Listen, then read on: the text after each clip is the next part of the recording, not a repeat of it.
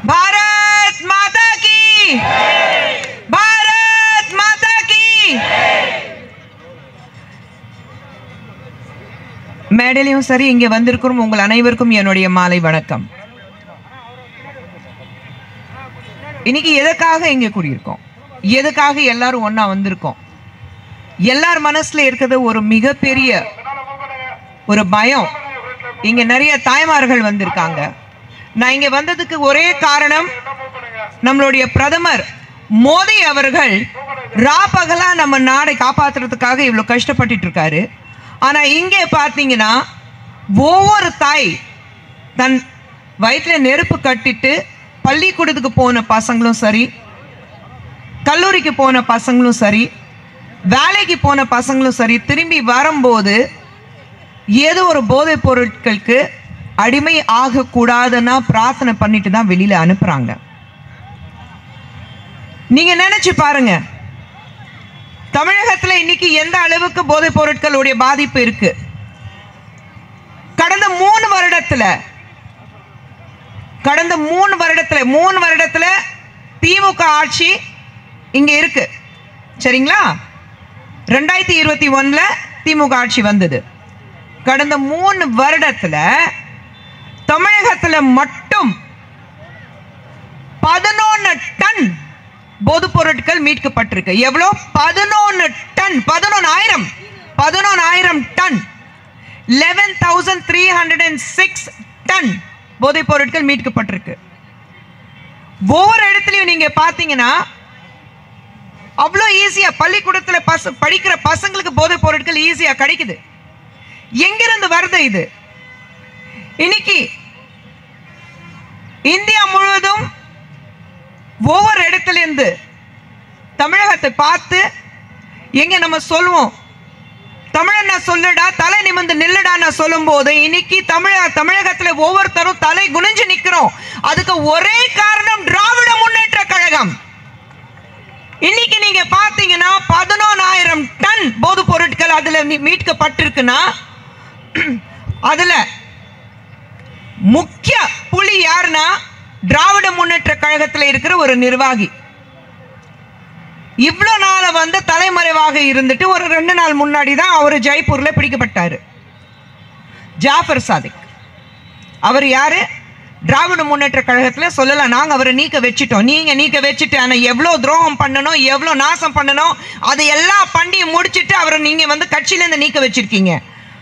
ஆனா இது எல்லாமே நாங்க சொல்லல, அமலாக்கத்துறை மட்டும் சொல்லல, இது ஆஸ்திரேலியா, நியூசிலாந்து, டெல்லி போலீஸ்காரங்க, என்சிபி நார்கோட்டிக் கண்ட்ரோல் போர்டு அது சொல்லுது.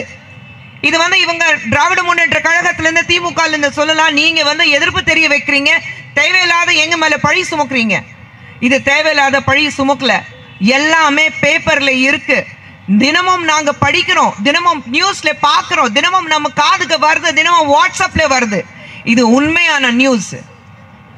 இன்னைக்கு ஜாஃபர் சாதிக் நீங்க அரெஸ்ட் பண்ணி வச்சிருக்கீங்க. ஆனா எவ்வளவு பண்ணணும் பண்ணியாச்சு. எவ்வளோ ஏன் அதை அமலாக்கத்துறை சொல்லுது. இதுல இருந்து அவர் எவ்வளவு சம்பாதிச்சிருக்காரு அது கட்சிக்கும் கொடுத்திருக்கிறாரு. ஒரு கட்சி நடத்துறதுக்கு நீங்க போதைப் பொருட்கள் நீங்க சப்ளை பண்ணுவீங்க. ஏன் நம்ம பிரதமர் மோடி அவர்கள் விக்சித் பாரத் எப்போ 2047 இந்தியாவுக்கு சுதந்திரம் கிடைச்சு 100 வருடம் ஆகும். அப்போ நம்ம நாடு மிக சுதந்திரமாக ஒரு விக்சித் பாரத் ரொம்ப வலுவான நாடு இருக்கும்னா பிரதமர் மோடி அவர்கள் கஷ்டப்படுறாரு. அதுக்காக என்னென்ன நல்ல திட்டங்கள் கொண்டு வர முடியுமோ அதெல்லாம் செஞ்சிட்டு இருக்கிறாரு. ஒவ்வொரு இடத்துல நீங்களே பாக்குறீங்க. தமிழ்நாடு பொறுத்த வரைக்கும் பிரதமர் மோடி அவர்கள் உலகத்துல எந்த மேடையில இருந்தாலும், உலகத்துல எந்த இடத்துக்கு போனாலும் தமிழ் மண் பத்தியும், தமிழ் கலாச்சாரத்தை பத்தியும், தமிழ் மொழி பத்தியும், தமிழ்நாட்டில் வாழ்ற மக்கள் பத்தியும் பேசாம இருந்ததே கிடையாது.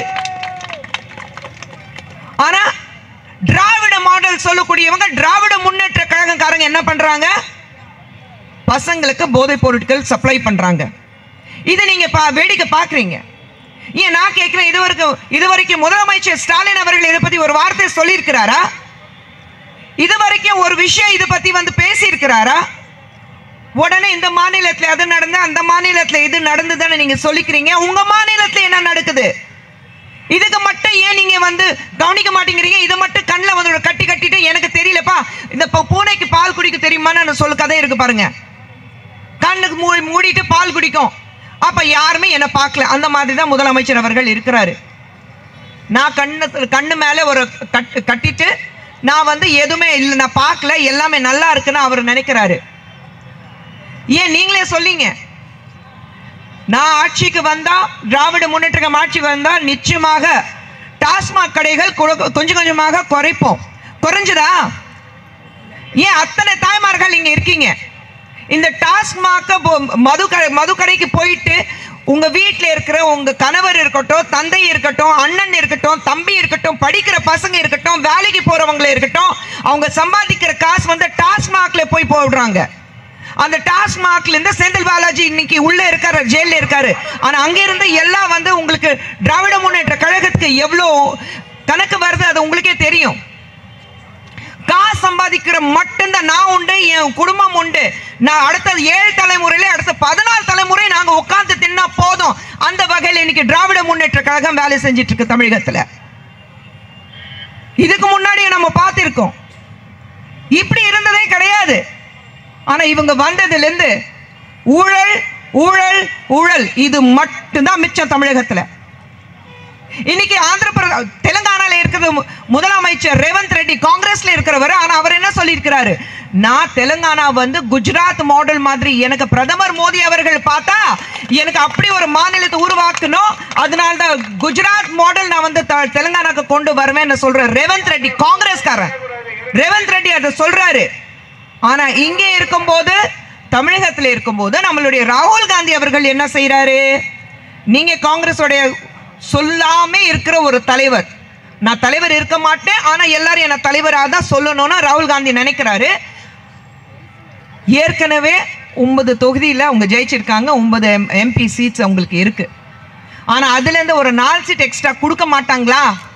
ஒரு நப்பு ஆசையில இது வரைக்கும் இந்த போதை பொருட்கள் கண்டுபிடிச்சிருக்கோம், இவ்வளவு பிரச்சனைகள் நடந்திருக்கு, அது பத்தி ஒரு வார்த்தை சொல்லியிருக்காரா ராகுல் காந்தி? இல்ல காங்கிரஸ் சார்பாக எங்கேயாவது ஆர்ப்பாட்டம் நடத்தி இருக்காங்களா? இல்ல காங்கிரஸ் சார்பாக இதுக்காக ரோட்ல மறியல் பண்ணிருக்காங்களா? இல்ல இதுக்காக வந்து வேற இடத்துல எங்கேயாவது பேசி இருக்காங்களா? ஆனா பொம்பளைங்க பத்தி மட்டும் தவறாக பேசுறதுக்கு காங்கிரஸ் வந்து ஒவ்வொரு மேடையிலையும் வந்து நிச்சயமாக பின்வாங்காது. திராவிட முன்னேற்ற கழகத்திலிருந்து பொம்பளைங்க பத்தி ஒரு தாய்மானங்கிறது கூட பார்க்க மாட்டாங்க. ஆனா பொம்பளைங்க கேவலப்படுத்துறதுக்கு முன்னாடி வந்து பேசுவாங்க. அவங்கள வந்து கட்சியில இருந்து நீக்க வைப்பாங்க. ஆனா 3 மாசம் கழிச்சு மறுபடியும் சேர்த்துக்குவாங்க. ஏன்னா மறுபடியும் தேர்தல் நேரத்தில் பொம்பளைங்க பத்தி கேவலமாக பேசுறதுக்கு ஒருத்தர் வேணும். ஆனா நம்ம பசங்க பாதிக்கப்படுறாங்கன்னா ராகுல் காந்தி ஒரு வார்த்தை பேசல, காங்கிரஸ்காரங்க எங்கேயுமே குரல் கொடுக்கல. ஏன்னா அவங்களுக்கு 4 சீட் எக்ஸ்ட்ரா கிடைச்சா போதுமே, அதுக்காக ஒரு சீட்டுக்காக நீங்க நாடே வந்து உங்க தமிழகமே வந்து இந்த அளவுக்கு சிரஞ்சடி போயிருக்குன்னா அது பத்தி அவங்களுக்கு கவலை கிடையாது. இல்ல நான் கேட்கிறேன், இவ்வளவு பிரச்சனைகள் இருக்கும்போது இதே முதலமைச்சர் அவர்கள், இது வந்து வேற அதிமுக ஆட்சி இருந்துச்சுன்னா வச்சுக்கீங்களேன், முதல்ல இவங்க ரோட்ல வந்து ஆர்ப்பாட்டம் பண்ணிருக்காங்க, முதலமைச்சர் ராஜினாமா செய்யணும், முதலமைச்சர் விலகணும், இந்த ரேஞ்சில பேசியிருப்பாங்க.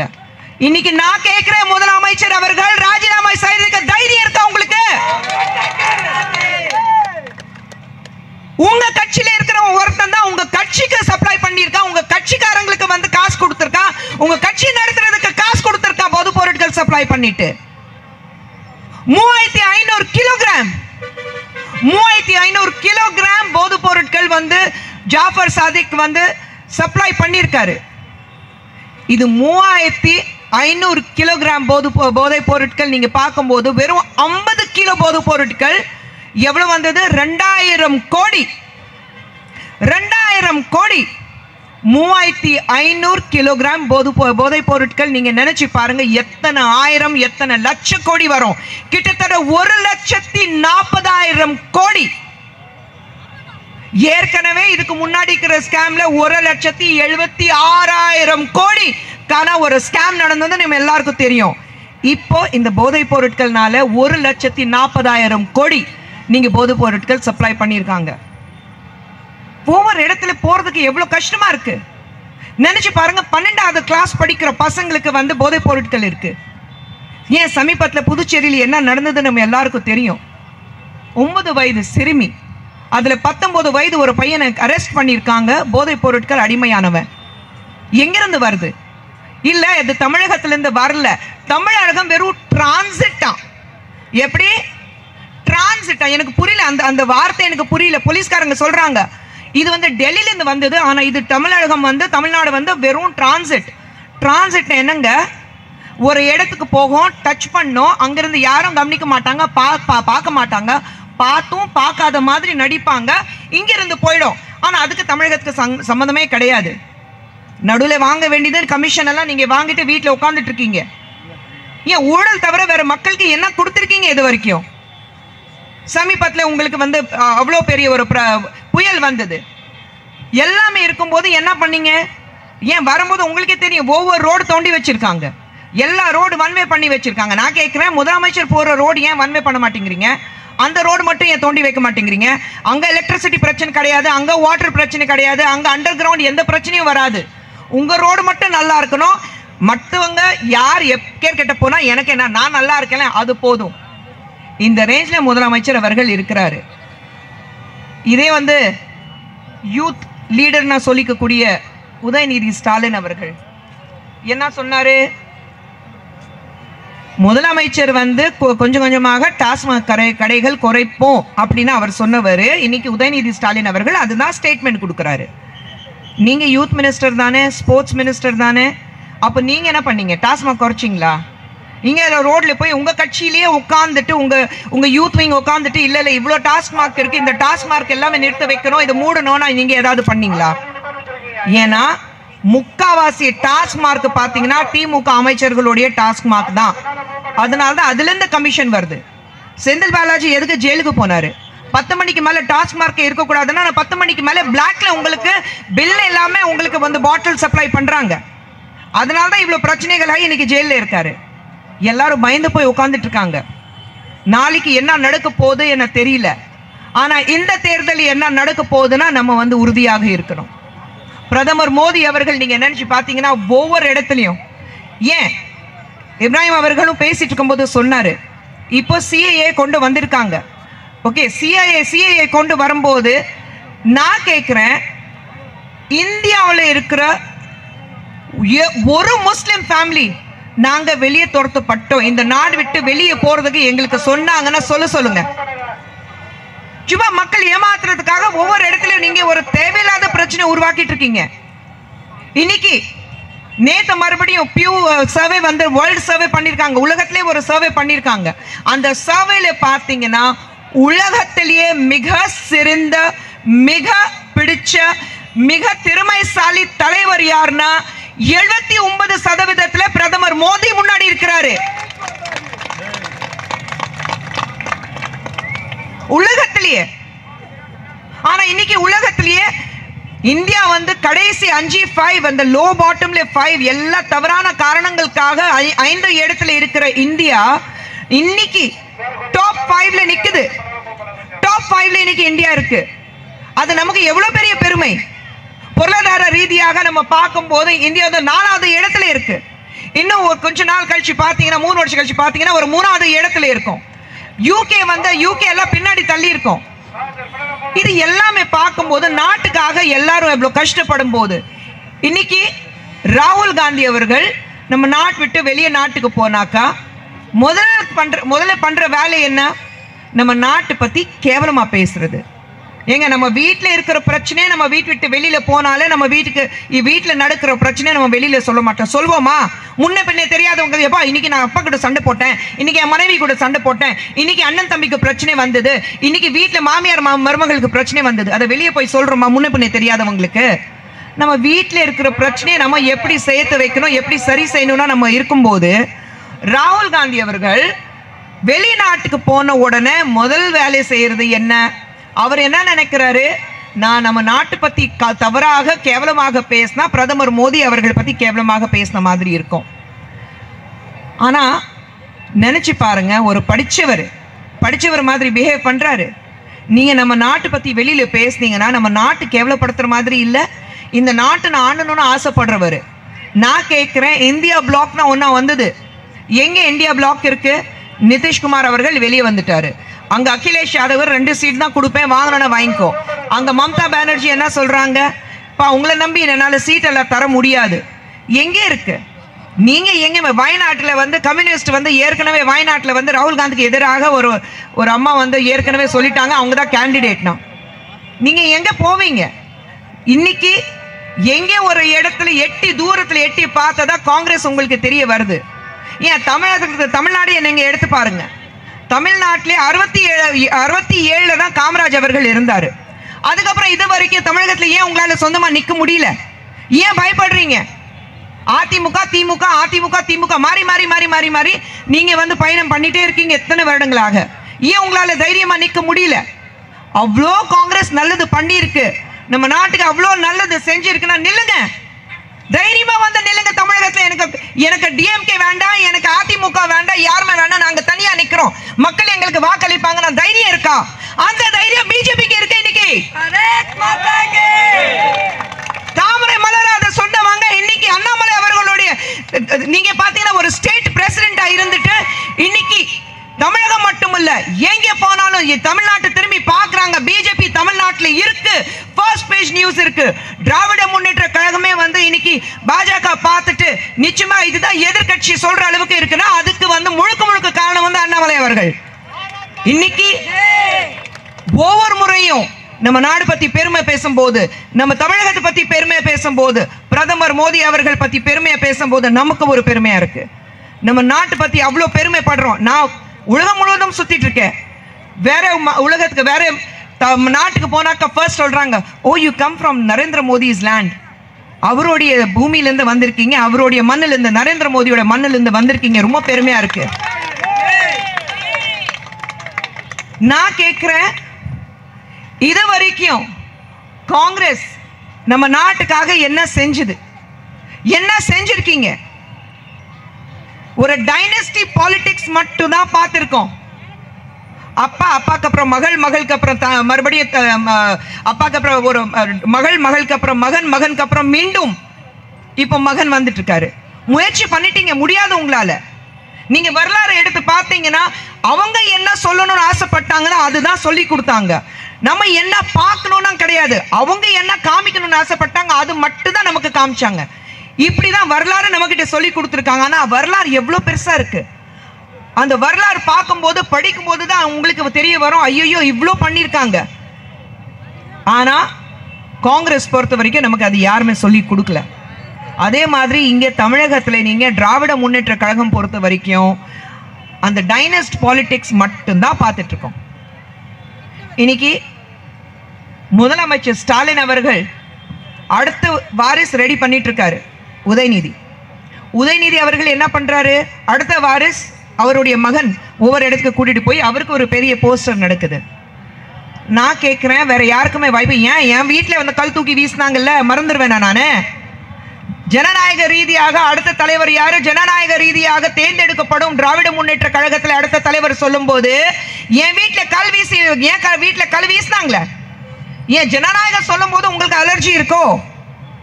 எல்லாமே வந்து என் டைனஸ்ட் பாலிடிக்ஸ் தான் இருக்கணும்னு ஆசைப்படுறீங்களோ?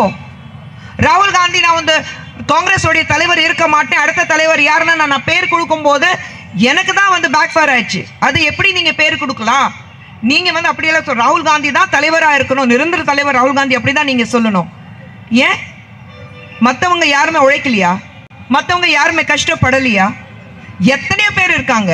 இன்னைக்கு காங்கிரஸ்ல இருந்து ஒவ்வொரு மாநிலத்தில் நீங்க பார்த்தீங்கன்னா காங்கிரஸ்ல இருந்து எல்லாரும் காங்கிரஸ்ல இருந்து விலகி பாஜக சேர்றாங்கன்னா அவங்களுக்கு நல்லாவே தெரியும், நாட்டுக்கு நல்லது நடக்கணும்னா அது பாஜகவால மட்டும்தான் பண்ண முடியும்.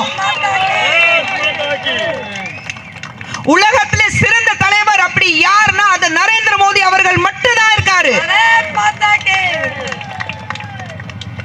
எவ்வளவு வேணாலும் நீங்க போய் பேசலாம், எவ்வளவு வேணாலும் நீங்க மக்கள் மத்தியில வந்து தவறாக ஒரு விஷயத்தை பரவுறதுக்காக என்ன முயற்சி வேணாலும் எடுக்கலாம். ஆனா மக்கள் தெளிவாக இருக்கிறாங்க. 2014, 2019, இப்போ 2024 இந்த தேர்தலையும் மூணாவது முறையாக நிச்சயமாக பிரதமர் மோடி அவர்கள் மீண்டும் பிரதமராக வருவாரு. अब की बार मोदी सरकार, अब की बार मोदी सरकार, अब की बार मोदी सरकार, फिर एक बार मोदी सरकार, फिर एक बार मोदी सरकार. இதுதான் இந்தியா முழுவதும் ஒரே நாரா இருக்கு. अब की बार मोदी सरकार, फिर एक बार मोदी सरकार. ஏன் தமிழகத்தில் மட்டும் முடியாது? முடியும். அந்த தைரியம் எங்களுக்கு இருக்கு. மடியில கனம் இருந்தா தான் பயம் இருக்கும். நாங்க மக்களுக்கு, இந்த நாட்டுக்கு நல்லது மட்டும்தான் செஞ்சுட்டு வந்துட்டு இருக்கோம். நீங்க எவ்வளோ போய் பேசினாலும், எவ்வளோ மக்கள் மத்தியில ஒரு டிஃப்ரெண்டான ஒரு தாட்ஸ் கொடுக்கணும்னு ஆசைப்பட்டாலும் அது நடக்காது. மக்கள் தெளிவாக இருக்கிறாங்க. இஸ்லாமியருக்கு எதிராக தான் பாஜக இருக்கு நான் சொல்லும் போது இப்ராஹிம் சார் இங்க இருக்கிறாரு. ஒரு அம்மா வந்து இஸ்லாம்லேருந்து இங்கே இருக்கிறாங்க. ஏன் லக்னோ இருக்கட்டும், போபால் இருக்கட்டும், ஹைதராபாத் இருக்கட்டும், நார்த் இந்தியா ஃபுல்லாகவே இருக்கட்டும், ஜம்மு காஷ்மீர் இருக்கட்டும், நான் இருக்கட்டும், நாங்கள் பாஜக நம்பி இல்லையா? பாஜக நம்பி நாங்கள் இருக்கோம். யாருக்காவது இது வரைக்கும் நான் ஏற்கனவே கேட்ட மாதிரி ஒரு முஸ்லீம் ஃபேமிலி வந்து சொல்லட்டும் எங்களுக்கு கஷ்டமாக இருக்குண்ணா? இதே நீங்கள் நினச்சி பாருங்கள், 2019க்கு முன்னாடி இந்தியாவில் எவ்வளோ ஜாதி மத பிரச்சனை எவ்வளோ இருந்தது, மத பிரச்சனை அவ்வளோ இருந்தது. ஆனால் 2014க்கு அப்புறம் அவ்வளோ குறைஞ்சிருக்கு. எல்லா வீட்லேயும், எல்லா குடும்பத்துலேயும், எல்லா நாட்டிலையும் சின்ன சின்ன சின்ன சிறு சிறு பிரச்சனை இருந்துட்டு தான் இருக்கும். அதுதான் நம்ம நாட்டிலேயே இருக்குது. ஆனால் அதுக்காக ஒட்டுமொத்தமாக வந்து இந்த மாதிரி ஒரு பெரிய பிரச்சனை யாருமே பார்த்துருக்க மாட்டாங்க. ஏன்னா பிரதமர் மோடி அவர்கள் தெளிவாக இருக்கிறாரு. நான் ஒரு பாலிசி எடுத்துகிட்டு வந்தால், ஏன் எத்தனையோ பாலிசிஸ் எல்லாமே வந்து அதுலேயும் நீங்கள் பாருங்கள், இது வரைக்கும் காங்கிரஸ் இருக்கும்போது ஒவ்வொரு இடத்துக்கு பேர் என்ன இருக்கும்? ஜவஹர்லால் நேரு, இந்திரா காந்தி, ராஜீவ் காந்தி, ஜவஹர்லால் நேரு, இந்திரா காந்தி, ராஜீவ் காந்தி. ஒரு பாலிசி எடுத்துகிட்டு வரும்போது, ஒரு திட்டங்கள் கொண்டு வரும்போது தான் அவங்க பேர் மட்டும்தான் இருந்தது. ஆனால் இன்னைக்கு பிரதமர் மோடி அவர்கள் ஒரு பாலிசி இருக்கட்டும், 2014லேருந்து இன்னி வரைக்கும் 10 வருடத்தில் ஏதாவது பாலிசியில் நரேந்திர மோடி பாலிசி இருக்கா? நரேந்திர மோடி யோஜனா இருக்கா? ஒரு திட்டம் சொல்லும் போது நரேந்திர மோடி திட்டங்கள்னா இருக்கா? இல்லை. பிரதான் மந்திரி ஆவாஸ் யோஜனா, பிரதான் மந்திரி கிசான் யோஜனா, பிரதான் மந்திரி உஜ்வல் யோஜனா, பிரதான் மந்திரி நாரி சக்தி, எல்லாமே பிரதான் மந்திரி. அப்படின்னா பிரதமர் இன்னைக்கு அவர் இருப்பாரு, நாளைக்கு நான் இருக்க மாட்டேன்னு அவரே சொல்றாரு. நான் நிரந்தரம் ஒரு பிரதமர் இருக்க போறது இல்லை. நாளைக்கு வரும்போது இந்த திட்டங்கள் உண்மையில மக்கள் மத்தியில இருந்துட்டு தான் இருக்கணும். அதுக்கான வேலைகள் இன்னைக்கு நான் செஞ்சுட்டு இருக்கேன். நான் இன்னைக்கு வந்து பிரதமராக இருக்கிறேன். இன்னைக்கு பாஜக ஆட்சியில் இருக்காங்க. அதுக்கப்புறம் வந்து மக்கள் கஷ்டப்படக்கூடாது. நான் இன்னைக்கு விதை போட்டாதான் நாளைக்கு அந்த பெரிய மரமை அந்த நிழலுக்கு நடுவில் கீழே வந்து மக்கள் வந்து நல்ல நிம்மதியாக தூங்கணும். அதுக்கான கஷ்டத்தை நான் இப்போ பண்றேன்னு சொல்றாரு. ஆனா ராகுல் காந்தி அவர்கள் என்ன பண்றாரு? பிரேக் கொடுத்தோடனே சிம்லா ஓடிடுறாரு, பிரேக் கொடுத்தோடனே இட்டலிக்கு போயிடுறாரு, பிரேக் கொடுத்தோடனே பேங்காக் போயிடுறாரு, ஆளு காணாம போயிடுறாரு. எங்க இருக்காருன்னா தெரிய மாட்டேங்குது. இங்கே வந்து முதலமைச்சர்கள் என்ன பண்றாரு? எங்கேயுமே இல்லை. யார் எழுதி கொடுக்குறாங்களோ அந்த பேப்பர் வச்சுட்டே, நாங்கள் எத்தனை பேர் பேப்பர் பார்த்து தான் படிக்கிறோம். அவர் பேப்பர் படிச்சுட்டு பண்ணுவார். அதிலே தப்பாக இருக்கும், தமிழே தப்பாக இருக்கும். எனக்கு தமிழ் வரலன்னா பரவாயில்ல, அவரே தமிழ் வந்து கலைஞருடைய மகன் நான் சொல்லிக்கிறதுக்கு தமிழே தப்பாக பேசும்போது ரொம்ப கஷ்டமாக இருக்கும் உண்மையில். ஆனால் இது மக்கள் சிந்திச்சு பார்க்கணும். இன்னைக்கு ஒரே 24 மணி நேரத்தில் இவ்வளோ கூட்டம் வந்திருக்கு. ஏன்னா உங்களுக்கு பாஜக மேலே நம்பிக்கை இருக்குது. பாஜக சொல்லும்போது ஒரு நம்பிக்கை இருக்குது, பிரதமர் மோடி சொல்லும்போது ஒரு நம்பிக்கை இருக்குது, நமக்கு நல்லது நடக்கணும்னு ஒரு நம்பிக்கை இருக்குது. அந்த நம்பிக்கை தான் உங்களுக்கு கொடுத்தது நம்மளுடைய பிரதமர் மோடி அவர்கள். இந்த நம்பிக்கையை காப்பாற்றுறதுக்காக இந்த ஊழல், இந்த மாதிரி மக்களை ஏமாத்துற வேலை, மக்கள்கிட்ட வந்து நான் 1000 ரூபாய் கொடுத்த என்ன பிச்சையா போடுறாங்க.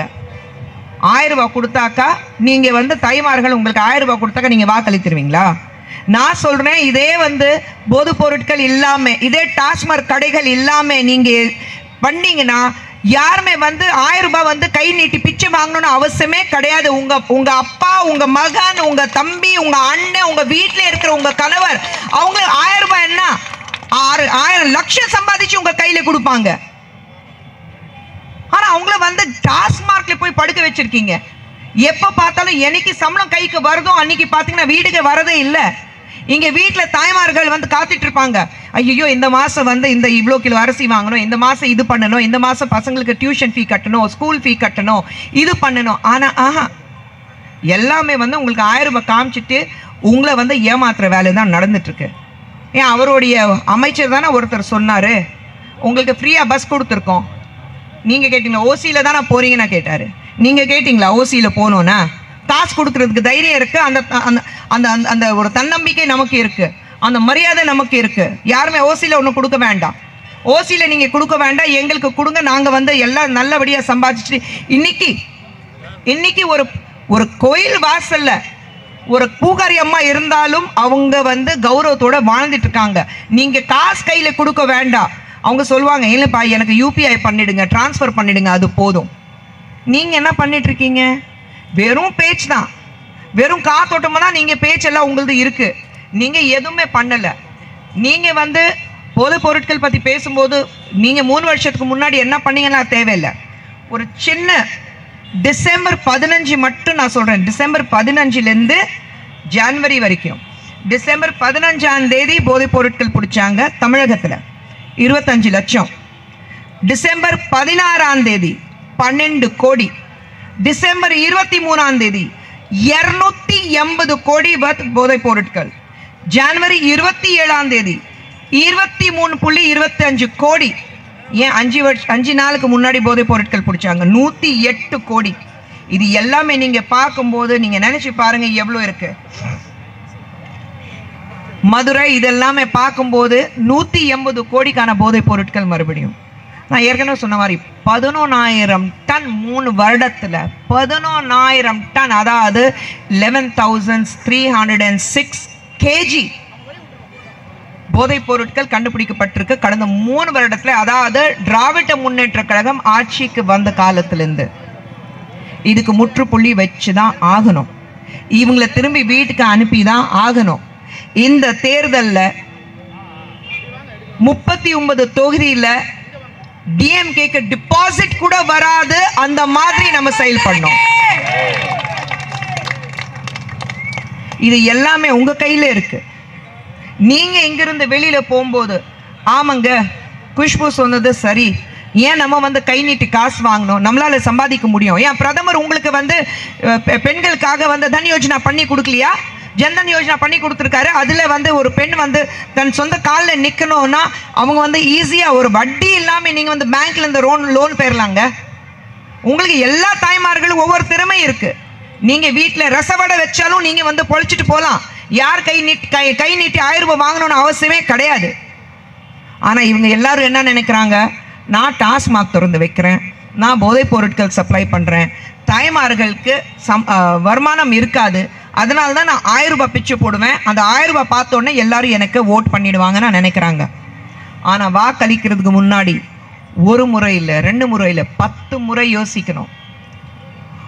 ஒவ்வொரு முறையும் உங்களுக்காக, உங்க வீட்டில் ஒருத்தனாக, வீட்டில் மூத்தவராக, உங்க மகனாக, உங்க அண்ணனாக, உங்க தம்பியாக கூடவே ஒருத்தர் இருக்காரு, நம்மளை பாதுகாக்கிறதுக்காக ஒருத்தர் இருக்காரு. நரேந்திர மோடின்னு ஒரு பேர் இருக்கும் போது நீங்க யார்கிட்டயாவது கை நீட்டி பிச்சை வாங்கணும்னு அவசியமே கிடையாது. பிரதமர் மோடி அவர்கள் நீங்க பார்த்திருக்கீங்களா? யாராவது அவர் கால் தொட்டு கும்பிட்டு அவருக்கு பிடிக்காது, காலில் விழுந்தாலும் பிடிக்காது அவருக்கு. ஏன் உங்களுக்கு பிடிக்காதுல்ல? யாராவது காலில் விழுந்தா பிடிக்குமா? ஏன் பிடிக்காது? அது என்னன்னா, நீங்க என்னமோ எல்லாரும் சமமா இருக்கும், நீங்க என் காலில் விழணும் அவசியமே கிடையாது, நான் உங்களுக்கு பணியாற்றுறதுக்காக தான் வந்திருக்கேன்னா சொல்லுவாரு. உங்களுக்கு நல்லது செய்யறதுக்காக தான் வந்திருக்கேன், என் காலில் விழுந்து என்னை வந்து வேற இடத்துல வைக்காதீங்க, நான் சராசரி மனிதன், உங்களை மாதிரி சராசரி மனிதன், அப்படிதான் என்னை பாருங்கன்னு அவர் சொல்றாரு. இங்க எப்படி எல்லாரும் வந்து சல்யூட் அடிக்கணுமா, வரவங்கள போறவங்கள சல்யூட் அடிச்சுட்டு இருக்கணுமா, அப்படி ஒரு ஆட்சி இவங்க நடத்துறாங்க. இந்த தேர்தலில் நம்ம எல்லாரும் வந்து நிச்சயமாக உறுதிமொழியோடு எடுத்து திராவிட முன்னேற்ற கழகத்தை 39 தொகுதியில டிபாசிட் வராம பார்த்துட்டு பாஜகவை ஒரு மிகப்பெரிய அளவில் வெற்றி வாய்ப்பை வாங்கி கொடுப்போம். நீங்க பாத்தீங்கன்னா பிரதமர் மோடி அவர்கள் ஒவ்வொரு இடத்துல இருக்கும்போது பிஜேபியிலிருந்து தமிழகத்திலிருந்து பாஜகவுக்கு ஒரு வெற்றி கிடைக்காதுன்னு பார்க்குறாரு. கிடைக்கும். இந்த முறை நிச்சயமாக அந்த வெற்றி நம்மளுக்காக காத்துட்டு இருக்கு. பிரதமர் மோடி அவர்களுக்கு ஒரு மகுடம் மாதிரி தலையில அவருக்கு ஒரு மகுடம் கொடுக்குற மாதிரி. ஏன் நீங்க பாருங்களேன், ஒரு புதிய பார்லிமெண்ட் கட்டினாரு, இங்கிருந்து செங்கோல் பத்தி பேசினாரு. G20 சமிட் நடந்தது. உலகத்திலிருந்து அத்தனை பெரிய தலைவர்கள் வந்தாங்க. வாசல்ல என்ன இருந்தது? ஒரு பெரிய நட்ராஜ் வச்சாரு. செங்கோல் ஏன் சைனாலேருந்து வரும்போது அவர் வந்து இங்கே மகாபலிபுரம் கூட்டிகிட்டு வந்தார். உலகத்தில் எங்கே வேணாலும் கூட்டிகிட்டு போயிருக்கலாம், இந்தியாவில் வேற எங்கே வேணாலும் கூட்டிகிட்டு போயிருக்கலாம், ஆனால் இங்கே கூட்டிகிட்டு வந்தார். ஏன்னா தமிழ் தமிழ் தமிழ் தமிழ் தமிழ் தமிழ் மொழி, தமிழ் மண், தமிழ் மொழி, தமிழ் மண், தமிழ் கலாச்சாரம், இது மட்டும்தான் பேசிட்டு இருக்காரு. ஏன் இங்கிருந்து அவருக்கு ஒரு மிகப்பெரிய மகுடம் சுட்ட மாதிரி அவங்களுக்கு இங்கிருந்து பாஜக சார்பாக 39 தொகுதியில் இந்த ஜெயிச்சுட்டு அவருக்கு ஒரு மிகப்பெரிய வெற்றி தமிழகத்தில் கொடுப்போம்னா ஒரு உறுதிமொழி இருக்கு. நம்ம எல்லாரும் சேர்ந்து அதுக்காக பாடுபடணும், நம்ம எல்லாரும் சேர்ந்து அதுக்காக கஷ்டப்படணும். பிரதமர் மோடி அவர்களுடைய பாஜகவுடைய ஒவ்வொரு நல்ல திட்டம் இங்கே இவங்க சொல்லிட்டு இருக்காங்க, எங்களுக்கு இது வரல அது வரல. ஏன் ஒவ்வொரு இடத்துலையும் இது வீட்டில் வந்து குழந்தைங்க வந்து பள்ளிக்கூடத்துக்கு போனாக்கா, அம்மா என்னால் ஹோம்ஒர்க் எழுத முடியல, என் பெண்ணு வந்து வேலை செய்யலை, இங்கு தீர்ந்து போச்சு, இல்லை அம்மா என்னால் இது பண்ண முடியல, என் பென்சில் உடஞ்சி போச்சு, இல்லை அம்மா என்னால் ஷார்ப்னர் இல்லை அதனால தான் என்னால் இது பண்ண முடியல. ஸ்கூலில் படிக்கிற குழந்தைங்க மாதிரி இவங்க வந்து ஒவ்வொரு இடத்துலையும் சொல்லிட்டு இருக்காங்க. எல்லா திட்டங்களும் இங்கே வந்துட்டு இருக்கு. எல்லா திட்டங்கள் இவங்க வந்து மக்களுக்கு கொடுத்தாக்கா மக்களுக்கு தெரிஞ்சிருப்பா இது வந்து பாஜக கொடுத்த திட்டம், திராவிட முன்னேற்ற கழகம் எங்களுக்கு கொடுத்த திட்டம் கிடையாது. இது வரைக்கும் நம்ம வந்து செஞ்சதை செய்வோம்னா இவங்க சொல்லிட்டு இருக்காங்க. சொன்னது என்னத்தான் செஞ்சிருக்கீங்கன்னு நான் கேட்குறேன். திராவிட முன்னேற்ற கழகம் சொன்னது என்னதான் செஞ்சிருக்கீங்க? இது வரைக்கும் 3 வருடத்துல வேற ஏதாவது செஞ்சிருக்கீங்களா? மக்கள் ஏமாத்துற வேலை தான் செஞ்சிருக்கீங்க, ஊழல் மட்டும்தான் செஞ்சிருக்கீங்க. கண்ணை கட்டிட்டு நீங்க பார்த்தும் பார்க்காத மாதிரி நடந்துட்டு போயிட்டே இருக்கீங்க. இது மட்டும்தான் நடக்குது தமிழகத்தில்.